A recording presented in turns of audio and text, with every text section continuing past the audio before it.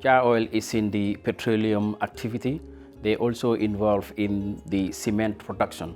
It's one of the leading OMCs. OMC stands for the oil marketing companies. We've got filling stations or petrol stations dotted across the country, and we also have cement plant that are located at Brikama, Bafloto, one in Farafenni, one in Basse. For now, that's what we are engaged in. The location of the factory at Bafloto. The relationship is quite actually very cordial and friendly. Jah Oil is not stood up for the community when they need things like water or standpipes, steel standpipes. Jah Oil's helped the community a lot in those kind of areas. We've done quite a lot in terms of the infrastructure of the road there. If you look at the location of the factory at Bafloto, it's not only Jah Oil that is operating within that area. You've got other activities from other companies that I would not like to mention on here. So it's like a teamwork that needs to come in and put funds together to build the road. But if you look at the local community, the employment that we create has changed the diversity in that area, because we've reduced the unemployment which is occurring in that area by employing a lot of the local people in those areas, which I think is something positive.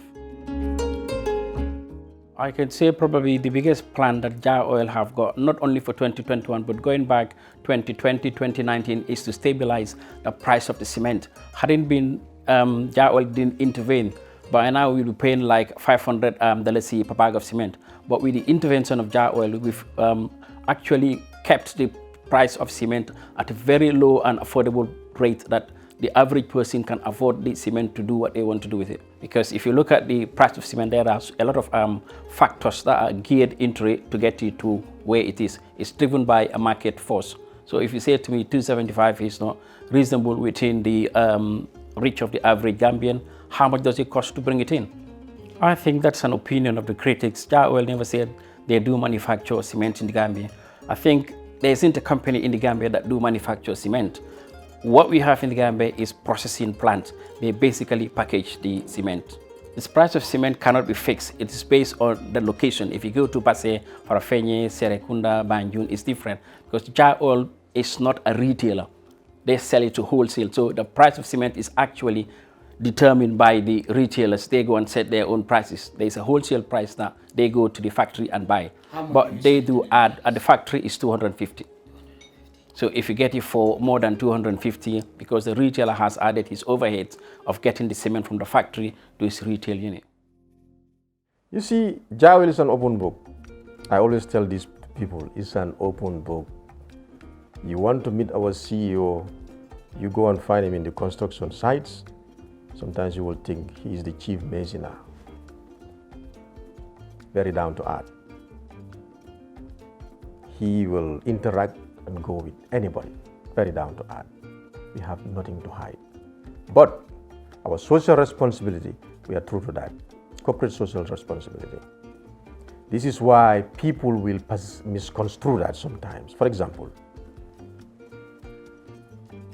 when we help communities, I don't know whether my boss will even be happy for me to say this. I'm sure he's not going to like it, because he likes doing this thing in the Islamic way that says, if your right hand gives, your left hand shouldn't know. Do you know it is only our petrol station that gives back every single day to every customer that buys petrol there? Every single day. And they don't even know it. Because every liter of fuel you buy from Jah Oil, you're getting $1. It is only us. Check that. When you see 25 in any gas station, go to Jah Oil, you will see 24. And this is our policy. Give back to the people. So I'm just saying that this is our country, this is our Gambia. Let's help the people. Let's help businesses to expand, to employ people and take them off the street. In terms of giving back to society, it is the biggest employer in the oil marketing companies.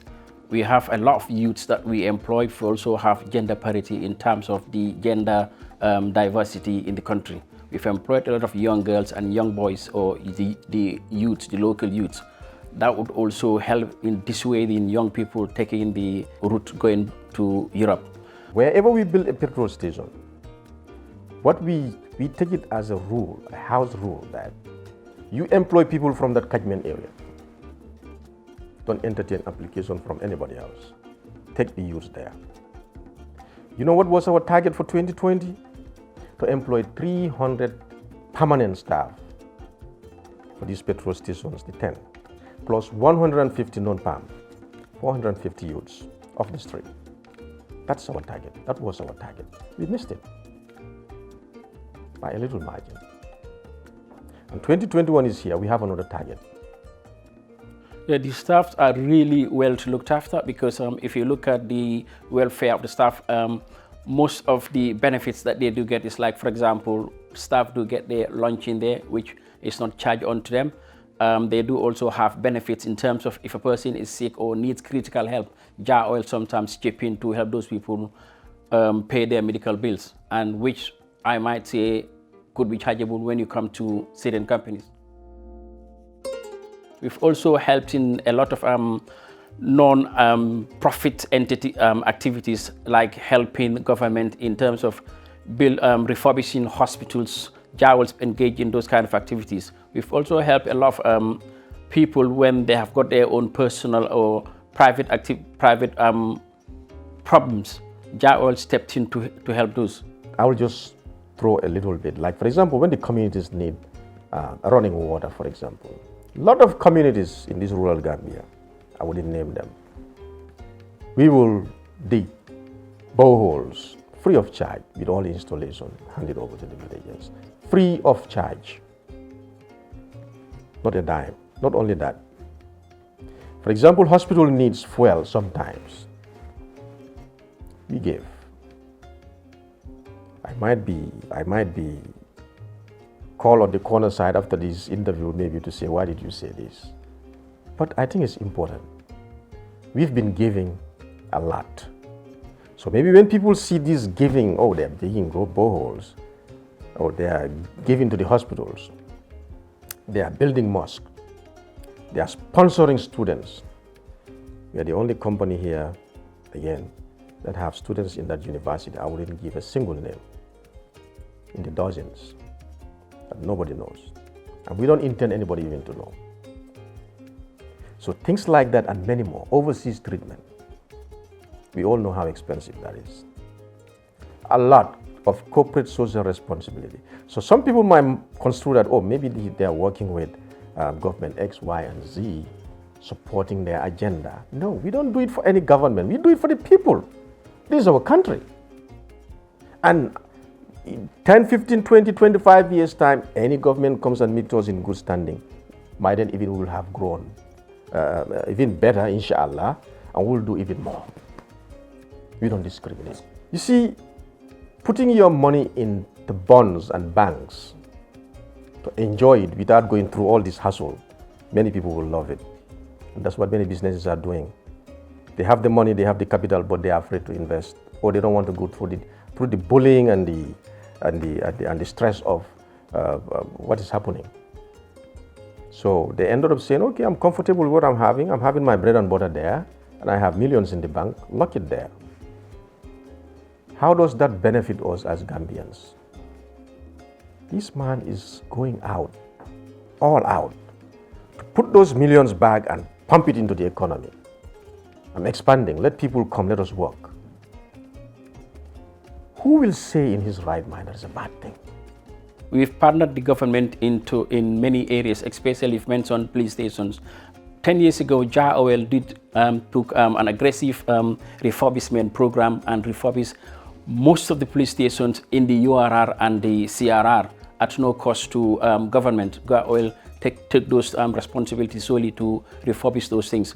And also in terms of, for example, the fire service, Jah Oil have played a significant part in helping the fire service create awareness about public safety when it comes to fire by paying the cost of promoting the awareness on radio stations.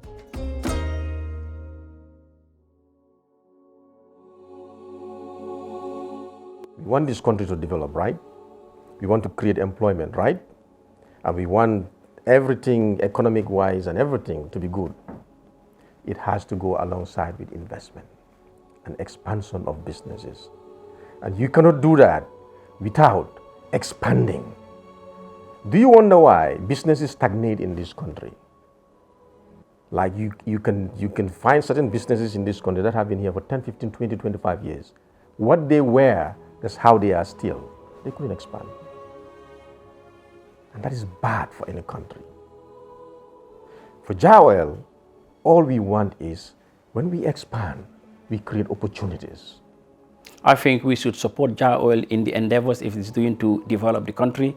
We need people, or we need entities like Jah Oil, so that we can move the country forward. It needs all the support, either from government or from the public, to support it. It's our own company. It's a local company. It needs all what we need to do to support it.